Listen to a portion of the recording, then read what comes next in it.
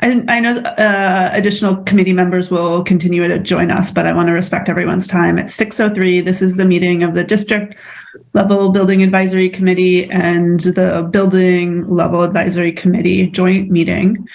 Welcome everyone. I'm Emily Pigdor, school board member and co-chair of this committee. And we have a fairly typical agenda tonight where we're going to review our progress at each of the 3 schools, mostly focused on Longfellow and Reiki, since we have largely wrapped up the Presumpscot project. And then we're going to take a look at the budgets. And Dave Lewis has done some just exceptional work as we get to the finish line on these projects of ensuring we know exactly how much money we have left to spend. So tonight we are going to consider a recommendation for moving some money around within the projects as we proceed to the final stages. So there will be a vote tonight. And then to close out the meeting, we are hoping that we have a quorum and can vote on our 2 last meeting minutes. So from the past 2 months. And I think that's it. So with that, I'm going to hand it over to the Harriman team. Very good. Let's see if I can do this. Something disappeared. Hopefully you can all see the screen correctly. We can. Mark, it's not in presentation mode. How about that now? Is that better? Yep. Okay, great. Thank you. All right. As Emily said, we've got a fairly typical meeting agenda. And so we'll give construction updates just primarily on the 2 schools, as Presumpscot has a little bit of site work left, but otherwise it's wrapped up. The contingency update, which is, again, another aspect of sort of closing these projects out and understanding what we have, how we're tracking against our projections of what we were going to need for the contingencies, and discussion about what's left in the budgets and potential shifting of some funds. And we'll get into that in a little bit here. And then the FFE update, where we are with the development of the different furniture packages, and then next steps. And then, as Chair Fedor said, approval of the meetings should we have a quorum. So with that, the construction update, and we've got the folks from the owner's representative, Dave Lewis, and for Reiki, we have Steve Frazier too, who is doing a lot of the construction administration. He can chime in, and others as well. So, but you can see highlighted on here the phase 2, which is for the most part wrapped up. We've got a little bit of exterior work going on the elevator, but we do have a certified or inspected elevator, and that's working, so that's great. And as I said, there's some exterior work going on the addition, but pretty minor at this point. And then on the second floor, the upper level of Longfellow, there's really a lot of great progress there. And we'll see that in the pictures in a minute here, but we've got demolition, or the abatement, demolition's complete. Framing and rough-ins are almost done right now. So the new wall layouts are we don't have that many, but we have a few around the elevator, and then some areas in the hallway as well. Painting is actually underway in some of the rooms. We have sprinkler rough-ins complete up there, or nearly complete, and ceiling installation ongoing. Flooring is beginning, and the one item that we're a little anxious about, the millwork, is on site, and installation is going for that. So that's all good stuff. Scheduled to be complete in August. And then downstairs, phase 6, downstairs from the second floor anyway, on the main level, we had our phasing plan approved by the city. The abatement in the library has begun, and so you'll see a picture of that in a minute. We have music, gym, and the first floor corridor abatement complete, and then that phase, which is the last phase, is scheduled for completion on August 18th as well. And the city has again reminded us that certificate of occupancy will require that we've got the fire alarm operating correctly, and also that we've done our fire stopping inspection, which is a lot of the sealing around penetrations through the fire barriers in the hallways and whatnot. So that has to be done and approved prior to the certificate of occupancy. I'll pause here for questions before we see the pictures. I don't know if Dave or Steve or anyone else has any more to add to this. I'll add a little bit. I know we've talked in previous meetings about concerns with the millwork subcontractor and their effect on the schedule in some previous phases. And we've been checking in with Blaine weekly on their schedule, and we're very happy to see them start up on site yesterday. And we met on site, reviewed the schedule again, and all systems are go. I'll just say that is such amazing news. I heard Mark say it very quickly. Great to see it in the slide, but great to hear more about that. I guess the last phase outside of the building is the site work. Right now the portables are scheduled to be removed in the end of this month. So that's also a great milestone in the project as well. And after those are removed, then we'll have some cleanup work. But right now the full schedule of site work is scheduled to be complete by mid-October. So it might linger a little bit past the work inside the building, but we'll probably be doing some punch listing after the August 18th deadline as well. So contractor will be lingering around for a little bit longer after the substantial component of the project is finished up. So what we have right here is, you can see a picture of the corridor on the left-hand side, the larger picture, and you can see the ceiling is not yet in on that. But we do have some framing in one of the areas in the hallway. It's just a breakout area we call the node right there. And then in the center upper picture, same hallway, and you can see similar level of progress, but it's highlighting the fact that we've got a sprinkler main installed in the corner. So there's a black iron pipe, kind of hard to see, but it's sort of over on the, see if I can maybe, if people see the cursor or not, but there's a sprinkler main right there.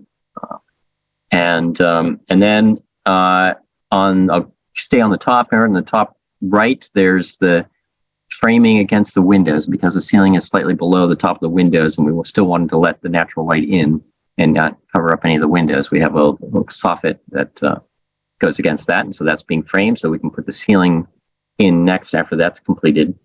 And then, as we mentioned in phase 6 downstairs, the center lower picture, you can see the ceiling removed in the library, so that abatement of the material occurs.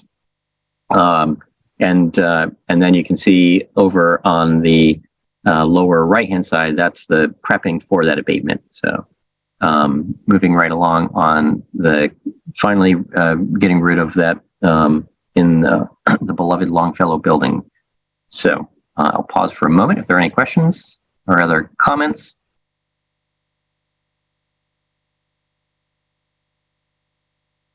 All right.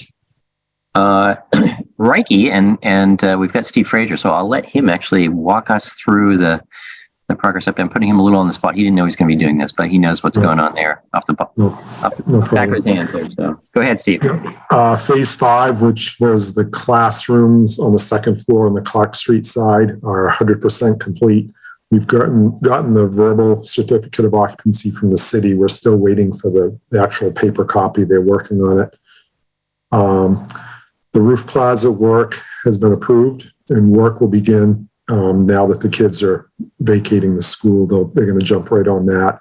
It's a fairly intrusive project, so we needed the occupants out of the building. So they're going to replace the storefront, the windows around that plaza first, and then tear the concrete plaza topping slab out, re-waterproof that, and finish that piece up. And we had to file for a separate building permit for that project because it was additional work on top of what we'd already had a permit for. And then phase 6, they actually started the demo on that early. And the demolition is more or less complete in that area. It's the second floor area where the health center and the art rooms were. That's all cleared out right now. And then, let's see, beginning art, music, completion of miscellaneous items. Phase 6 is really work throughout the building this summer. Because it's a very multi-phase project, there are a lot of loose ends with just utility mechanical systems that need to get finished to be tied in and stuff. So there's really a little bit of work to do throughout the building this summer to get it 100% complete. And that includes finishing a lot of the corridors. It's finishing the offices around Charlie's office, redoing the teacher's lounge, finishing the admin or the conference room addition, and doing the gang toilet rooms over on the first and the second floor.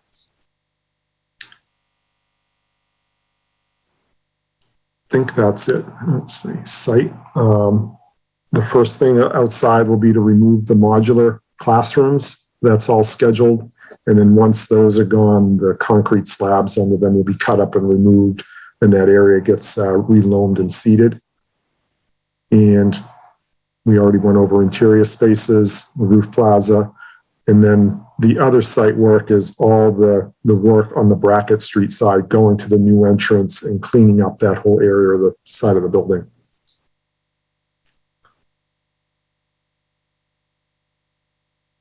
And these are some photos of the phase 5 area complete.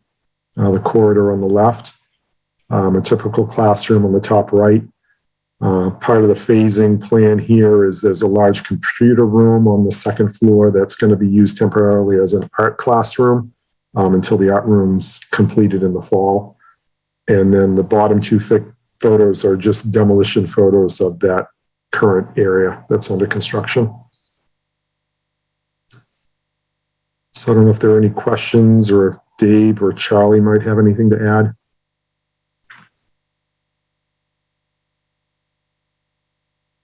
I have nothing that you didn't cover. And all that I would add is just, how scheduling is slightly, is ahead of where it's supposed to be. We're just, as a great team here, we're looking forward to that roof being fixed in the summer. Excellent. All right. I would like to draw your attention to that beautiful honeycomb concrete slab over your head. And then look at the new areas. Yes, that's what I'd like you to see. It's a world of difference. That's all from me. Thank you all. On Presumpscot, again, as we've discussed, really the scope is a lot of the site work, with the exception of the replacement of the rubber tile flooring color in the cafeteria. So that'll happen imminently.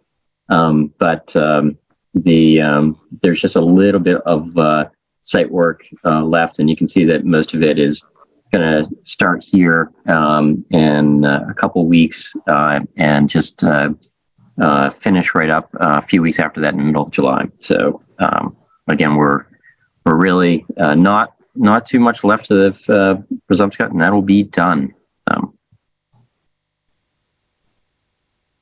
Okay, we're going to move into a conversation about where we are. Typically, we've done is identified what we have left in the contingencies as we really get close now to the tail end of the project here. So every month we get closer and closer to finalizing what the total amounts that we need to fund the changes that occur during construction for the contractor. And we also are getting closer and closer to understanding all the expenditures that we're going to face on every line item of the budget. And as Emily stated, that Dave Lewis is going to kind of bring us through the highlights of that and where things are.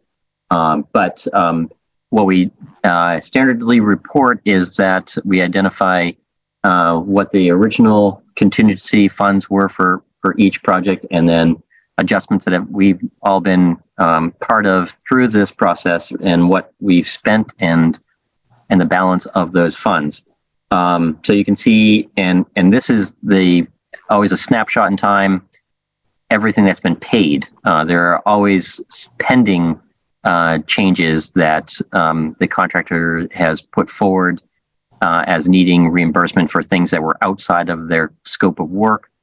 And sometimes that's a negotiation, sometimes it's a change that is desired to do something that may or may not ultimately be required by the building codes, but sometimes there are things that, again, are desired to have that weren't originally in the scope.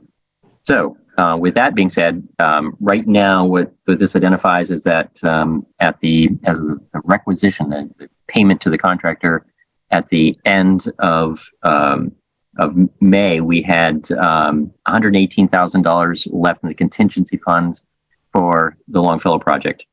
Reiki had a little faster burn rate than what we thought. I think we all remembered, we actually had shifted some out of the Reiki at one point, but then we needed some more to pay for the roof. So anyway, but where the balance of that is relative to what we had as allocated for funds, were just under the $50,000 for the remaining work that's there. That, again, does not include some of the pending changes, and we'll see in a minute what the amount of the pending changes results in. And then as we close out Presumpscot, we've got just under $5,000 left, and again, we're almost there. We've got a little bit of site work left, but we'll probably leave that there for the time being. So I will then show kind of where we are with those pending change orders that have not made their way into the contractor's official payment yet. And so, and that is change order number 23, and that's $30,000 for there are various change proposals that we accumulate during the month. And so, so there's $30,000 that we have approved for payment to the contractor as a change. And we have another almost $12,000 under review right now. If the pending one, in addition to the ones that we've already approved, but haven't been paid yet, if we pay those out, we have $6,904 left to finish Reiki, which is not going to be enough. We pretty clearly can tell you that. We don't know exactly how much more we're going to need, but $7,000 is not going to be enough for the areas that we still have to go, and unforeseens that we're going to uncover in those areas. And so that burn rate is a little bit faster than what we anticipated, but we're a few months here from being complete of the project itself. So, I'll pause for a moment before we go to look at Longfellow.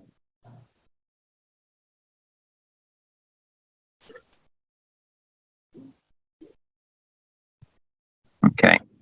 For Longfellow, as we mentioned in the previous series of slides, we had 118 that has not been allocated by the actual payouts to the contractor. We have 32,000 in the change order number 14 pending to that contractor.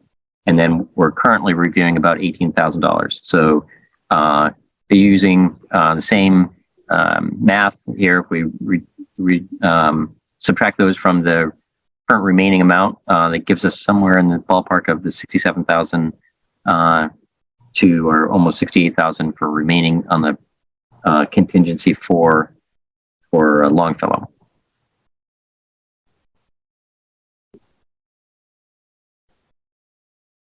So, in terms of where we are to look again at the process of, if we're going to increase some of the funding in those contingency line items, which are tracked in, this is Dave's magical budget spreadsheet here, but the contingency line items are right down at 7. So these are where we're tracking contingencies across the 3 projects right here. And those encompass a little bit of delay claims, which way back, we all remember that aspect of the project, but those are kind of tracked separately on the line item 7.01 because they're closely associated with the contingency changes to the contractors. But what the spreadsheet also identifies is all the areas that have either we have a surplus from the line item that was originally budgeted, or we have a deficit from line items originally budgeted. And so, and in some ways that the question is, at the end of the day, it all has to balance out to the amount that we have approved by the voters for the BFOF bond. And so with that, I'll ask Dave if there's anything more from this chart before we go to the next slide. No, but let me run through the process. I look at first. There's nothing magic in the spreadsheet. It's actually a Department of Education state format that it works for school projects. There are 25 general line items for each project, and that results in 50 mini conversations with myself about each project. But as Mark mentioned, we're constrained by the $64,260,000 bond that was approved, and so I start from there and work my way down through the projects. And as we are right now, we are under that bond amount, well under that bond amount by $200,000 or $300,000. It varies a little bit depending on the latest and greatest change orders that have come in or invoices from consultants. At this point in the project, there are two very clear challenges and some opportunities. The challenges to the budget, if you look at line item 6.1, the hazardous material testing and oversight, you'll see in the current balance for each project that there's a negative in front of it. That means that it has gone over their contract budgeted amount. And just as an aside, in the real-time updates of this budget was updated Tuesday and is already obsolete because we did get an invoice for some testing today for another $16,000, I think. But anyway, so that's a challenge, and upcoming change orders that we don't know about yet will be the second big challenge. We're starting a summer of aggressive schedules in existing buildings, so changes will come up. And we want to make sure we can accommodate those and account for them within the budget. So the opportunities I mentioned, the easiest ones that jump out are item 6.0, the project reserves, which have not been spent. That's money that's just there. It's accounted for in the budget. And another opportunity is, which one is it? Line item 12, permits and approvals. That adds up to, I think, $75,000, and that amount was carried within Harriman's basic services. So they have been paying those fees. So that is an easy item to pick from there as well. And the next slide, I think, is the next slide, has a breakdown of several other line items where we can reallocate some money. Thank you, Dave. Yeah, I think what we have been tracking is largely where we've been saying we haven't encumbered funding entirely yet on the FFE, and so that was the largest line item. But as Dave has also mentioned, there are other line items that we anticipate that we don't need to spend, or we know, or we don't anticipate that we're needing those funds. And so this, I think, is a breakdown currently of potentially available funding in the sort of remaining budget line items. The other item that we also are trying to reconcile too is the Harriman has a contract with the city or the school department, and there's a lump sum amount for that. We also have had a few changes over the course of the project too that were, and also some of it is shifting funds from what was identified on a budget line item, but wasn't included in the amount that is in our contract. And so some of it is accounting for it in our contract. So it's one example of that is the clerk of the works is a line item here, but Harriman has been paying it, and so we need to change the amount of the contract so that Harriman can be reimbursed for the amount that we've been paying for the clerk.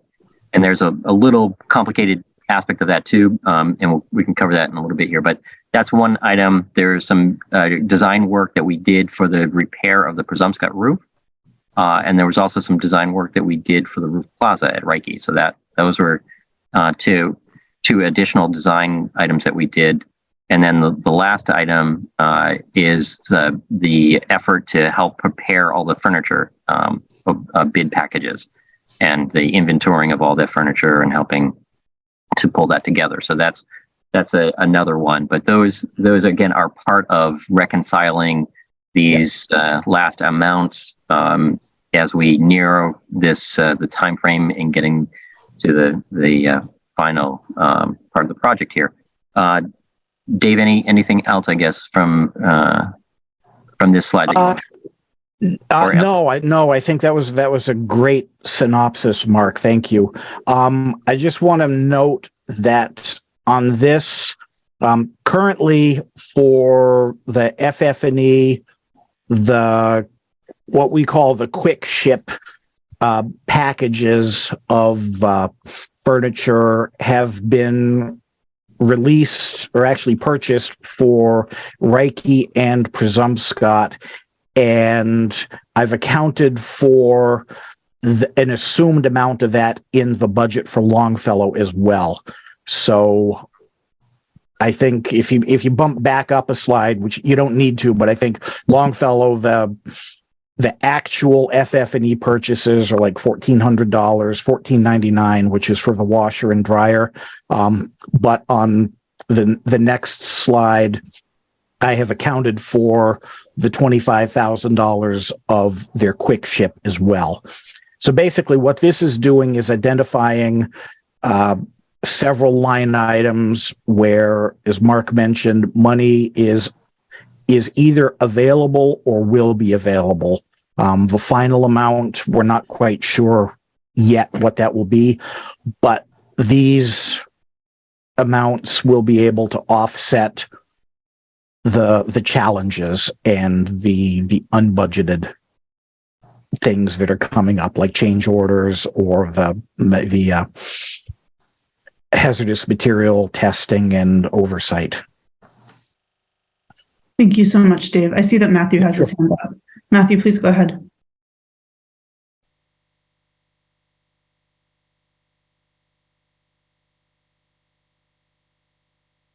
You're muted, Matt.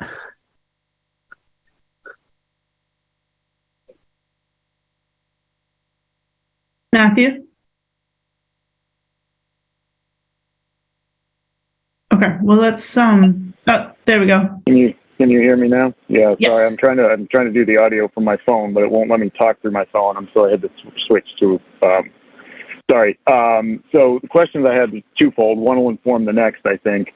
If you went back up a slide, Mark, the question I have sort of is, what is ultimately the negative number associated with each total project cost? Because I'm presuming that because of some of these hazardous material and testing oversight being the big one, but these other negative numbers, that there's some delta here somewhere. So I'm just curious what that overall sort of project cost to date versus, against budget is, so that when you look at the next slide, you get a sense of how much is there for available funds and how much do you need. Yeah, does that make sense?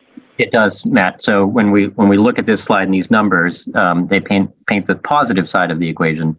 But to your point, these have to work to offset the line items that have exceeded those. And Dave, do you have any order of magnitude of what either the net is, or to Matt's question, what is on the negative column? If you bump back up to the previous slide, that has the current deltas, the current negative deltas. Right now, yeah. All those up. What is your sense of what that's at? I don't have that number. Okay. And that's that's kind of what I was getting at, Dave, that if on your next slide, because it's incredibly informative from the available resources side, if you could then put, the negative line items that are going to push us,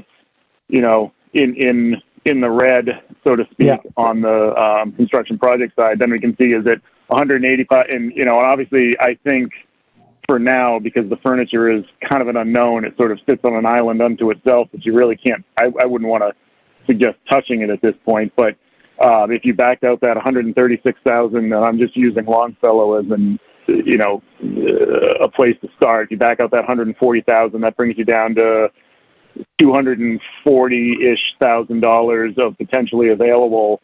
And then what's the potential exposure from all the negative numbers on the previous sheet? If we could see that all listed out there, then you get a sense of, okay, we need to use 160,000 of that potentially available, or we need to use every single penny of that potentially available and hope that the furniture is well under budget. Does that track with you? Yes, and I'm actually doing some math, or I'm letting Excel do it for me. And I'm not asking right this minute. I think as a follow-up, it'd be a good thing for this group to see, to understand what the potential exposure is on both sides. Yeah, I had it broken out project by project. Well, as it is right now, if you add up, if you add up all the negatives across each of the projects, there's a delta of $167,000. That's the accumulated sum of the negative. Yeah.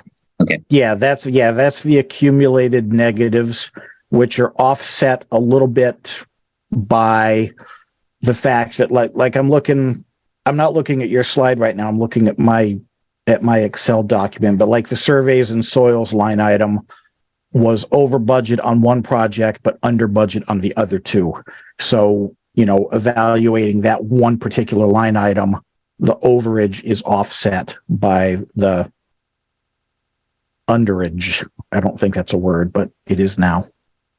And it makes sense, David. And all I'm looking for is to see that same list of budget line X, Y, and Z that are in the negative, see them right below this chart and see the comparison. Yeah, that would be awesome. Easy enough. Thanks. And then I'll just note that we do have potential leftover funding from Presumscott as, that project comes to a nearly complete close. So we have less exposure because of the funding left over at Presumscott. And I think we'll get more to that in a minute. Yep. And not to beat the dead horse, but I know there's still no sign at Lyseth, but there's nothing, everything at Lyseth is spent to date, with the exception of 40 some odd thousand. Oh, Matthew, you asked such a good question. Yes, Lyseth is up to date, and there is a little over $31,000 there that has not been committed or allocated to anything. And that was for the sign. Yeah, it was for the sign, but right now it's in the $64.26 million pot of money, fund of money allocation. We've been without a sign there for I know. 4 or 5 years. It's another year. Yeah. I'm just saying, as a potential, it's 20, 30 grand, but it's still a resource. Yeah. Yes. Maybe just 6 months, Matthew. Another 6 months, 8 months. There you go. All right, let's keep going if we can, because we have. Emily, I think Charlie's got his hand up. Oh, sorry. Charlie, please go ahead. Just a quick clarifying question, because I'm not sure. Dave, what is construction testing? Those are large numbers in those columns. I just want to know what they are. That is for the testing of concrete, the soil compaction, structural steel inspections, the special inspections, fire stopping inspections. That's done by, on this project, R.W. Gillespie, a specialty consultant. It's what they do. They're geotechnical engineers and construction materials testing. And they had very generous budgets. Code requirement for special inspections. So that's ensuring that those particular ones that Dave listed are meeting quality standards. Yep. Okay. All right. I think we'll move to the next component here, which is so in looking again at we talked about the projections for the contingency line items and how close we're getting. And that certainly in the case of Reiki, there was no way that we're going to complete the construction duration without increasing some allocation of funds to that. And also looking at the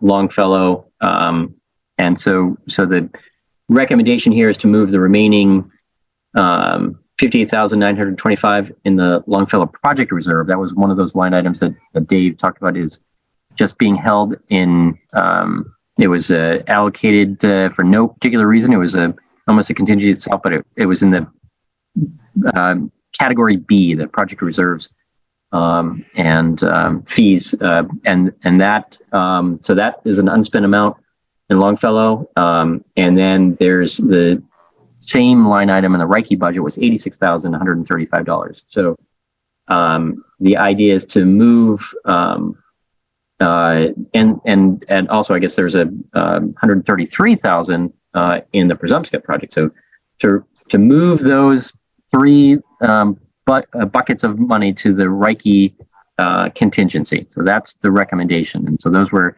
not allocated for any particular item. And the idea is to let's allocate those from the unspent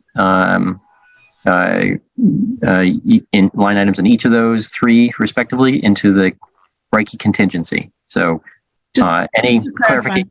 Yep. Just to clarify, Mark, so we are moving money into the Longfellow contingency, not just the Reiki contingency. So correct. So it should be Reiki and Longfellow. Yeah. Yeah. So we would move the Longfellow project reserve into the Longfellow contingency, and then the Reiki project reserve, as well as the Presumpscot project reserve, both into the Reiki contingency, given that we are getting to be so low on the Reiki contingency and have a very aggressive summer schedule in particular. So, and I apologize, I thought we had one more slide on the budget, and so I didn't mean to cut off any questions. So if there are additional questions on the overall budget, definitely want to entertain those. But then would love to get some feedback on this recommendation, see if it is resonating with the committees, and then we can go ahead and vote on it.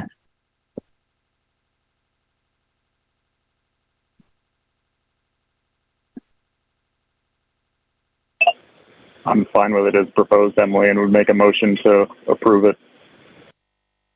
Thank you so much, Matthew. I see Aura has her hand up, so please go ahead, Aura. Thank you. I just had a question. I mean, generally, I'm good with it. I just had a question about, so does that take all of the reserve? So wait, what does that leave for Presumpscot contingency? I'm just wondering about anything with the last little bits, if there's risk of, needing anything from contingency. And I couldn't remember where that was. There was like 4,000 or something. Was that? Yeah, great. Yes, excellent question. Within the Presumpscot column, there's still $27,000 in unused, unspent, unneeded advertising and legal fees. Oh. There's that the $25,000 of permits and approvals that was carried in Harriman's contract. Okay, so that's just not balance. Yeah. In that same we're category. We're not Okay. wiping it out. Yeah, we're not wiping out anything. This was an easy move to pick a single line item, and in two projects, it's moving the money from one line to another within the same project, within the same budget. The next easy one was to move that same line item from Presumpscot to Reiki, because there's a lot of money left in the Presumpscot budget. Great. Okay. Thank you. I know there isn't building left at Presumpscot, but I just want, that just helps to know there's something there. Say there was some site work thing that happened, and that feels like there's a great cushion there. So, so I feel great about it. I just wanted to check about that. So thank you. Yeah, no, great question. And just to reiterate, the underlying theme is we're all being very, very prudent and conservative with the money and what's being spent and what's being targeted for reallocation elsewhere. Great. Thank you. Yep. Okay. Thank you, Aura. Are there other questions on this recommendation?